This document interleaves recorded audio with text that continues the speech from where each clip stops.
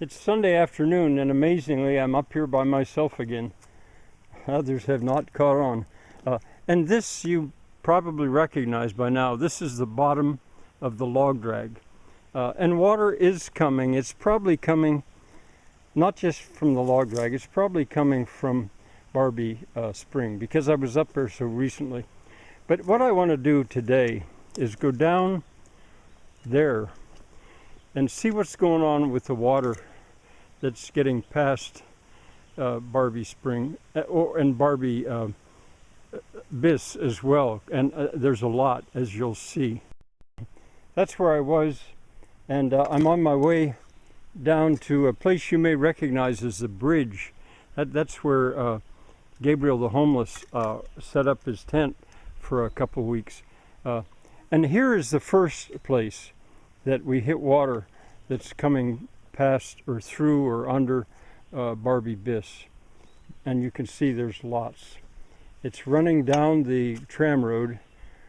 I may eventually get it to go across here, but down there where it does cross, I'll stop and work. Water is seeping out of, I'm going to call this area the narrow hollow, or the shallow hollow. Anyway, that means it's going under or through Barbie Bisse, because Barbie Bisse goes across that. And it's coming out in three places. I think this is the fourth, where I decided I would turn it across, where it's fairly easy to break through the side of the tram road. In fact, the tram road goes uphill here again until down there, where once again the same thing happens.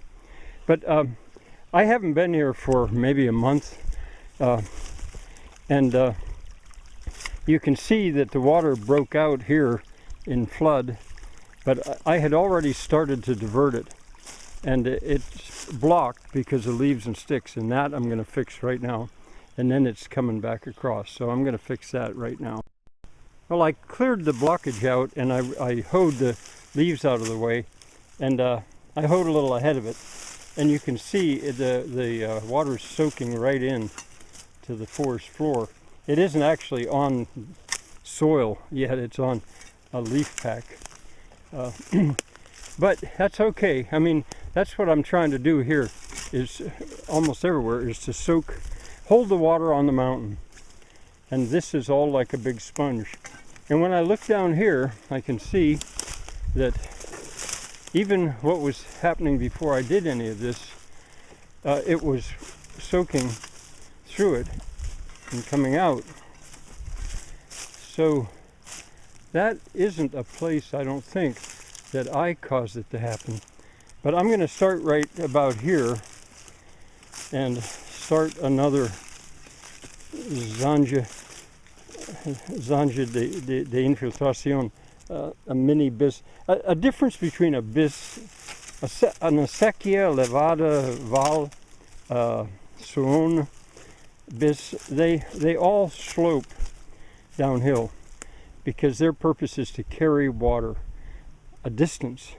Whereas, in my vocabulary, a zanja de infiltración ideally would be dead level, because its purpose is quite different. It's to hold the water right there where it is.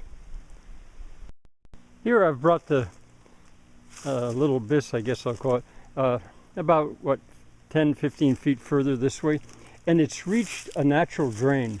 Here's where the water wants to go automatically. Well, I'll go across this, of course, and in a sense keep the water not uphill but perched on this bank, so it'll go out sort of up there instead of down there.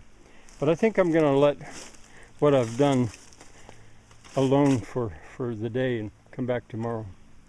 Oh, I've been laying logs that have fallen, old dead wood, in the direction where I want it to go, because I've learned that helps. If I line this, that will help to hold that lower side of the lining up. I'm back on the tram road, and here's a second place that water is coming out of the shallow hollow, going through or under Barbie Bisse. And this is a respectable supply of water. It goes dry pretty soon. Now that rock, that big sort of square one, I think that has been moved recently. It should be up there, and it should be starting a Bisse that would go out like that. And I wonder if I maybe put that rock there 40 years ago and somebody moved it recently, or whether or not the Italian miners or the miners that were here put it here as part of this crossing. I suspect the former.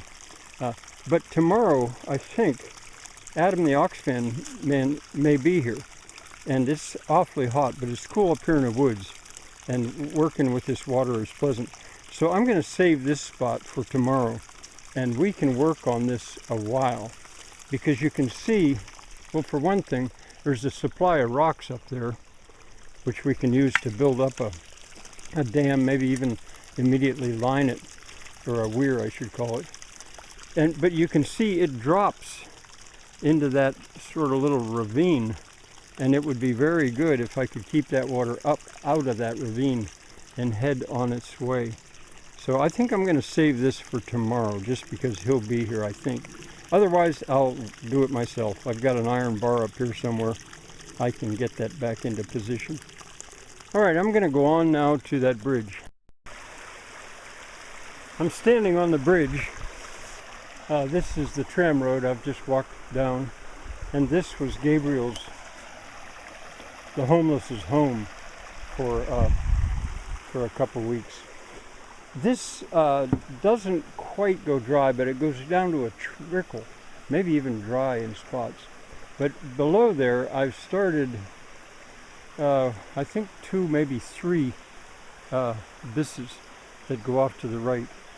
And I'll see what I can do. I'm actually on my sister's ground still, but probably by the time you see that white plastic, that's already our ground. And the weirs that start those Bisses are on our ground. But it wouldn't matter. She's with me in this. There's that bridge. And here's a dam that I started to build, the last time I was here. That pile of rocks I find extremely suspicious, and it certainly is available to make a much higher dam. I believe I can probably start a Bisse here, make it a weir. And I don't see why I shouldn't use those rocks, because it seems to me they must have been put here by people. Whether to build something or just get rid of them, I don't know. But by using liner, I won't have to, as long as I get it high enough, I can lay the liner on there. So that'll be exciting. I think I'll save that also for tomorrow, in case Adam the Oxman is here. This would be fun. The bridge, the dam I just spoke of, now there has been high water since I was here.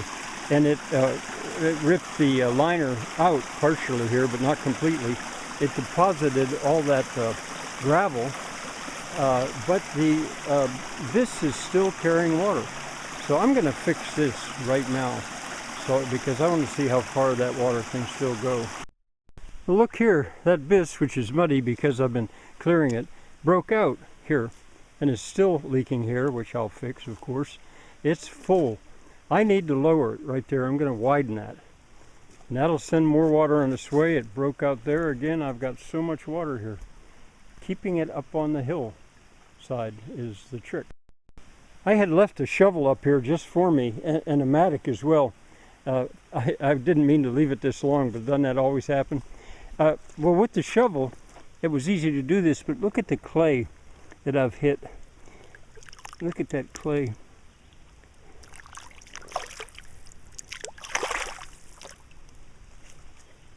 Now the rest of it I think I'll probably just do with a This is about as far as it was before. That would be a month ago. But one of the reasons it wasn't further was because of this. I think it's a fallen log. I don't think it's a root, but it's too heavy for my hoe. So I'm going to go back and get the mattock and the shovel. I was going to get them anyway. That was no rotten log. That's a root, and a very healthy root too. I started to chop at it with the mattock, and I realized I need an axe for that.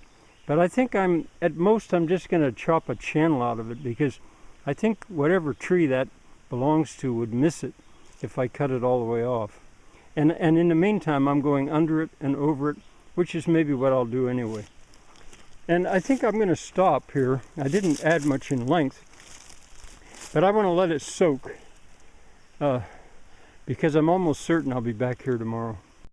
I leaned the mattock against the tree, and I headed down to the next Bisse. Now, all of this wetness right here is because of the infiltration of that Bisse I was just working on. And it's good. It's a bit extreme. I'd like it if more of it would stay in the Bisse. But anyway, it's coming down to meet the next Bisse down. And I'll go up to where it starts at the weir and work along here and see how high I can keep it here. Well, that Bisse stayed amazingly clear. And what I've got here is another one of these root situations, but this time it's a sweet gum. You see, I can't get the water to go past that yet, so it drops, and then I pick up with a new Bisse going along this way. I'll keep this for sure, but I think if I line it, maybe I might not even have to line it. If I go under those roots, I can get the water to continue up at a higher level. But that'll be another day, maybe tomorrow. Here's the second of those two natural drains that I spoke of. And I'm going to probably this year reach them with the Bisses I've just been working on. And I think I can, well, at least with one of them, I'll reach it high enough that I can maybe go across this natural drain there. I started to already, because in a real wet spell I saw there was potential. And what am I going to do with this water as I carry it along the hillside? I had an enlightenment, you might say, during a sermon in church today. I should have been listening to the sermon. But I realized I've got an opportunity to build another really high, in fact 2 high water wheels right down in there. And here's the second of those natural drains. This would be the first one that I mentioned, the higher one. These don't run all the time, especially this one. But here's where I think I can be high enough to go across it. And once again, head on my way out there. Remember the yellow bucket? Well, that would be the tail race to one of these really high water wheels that I could build. And I would launch it from right maybe where I'm standing, or maybe a little further up, build a little bit of a sluice and let it drop to there. There's probably another opportunity there if I went, but I think I would do better up here.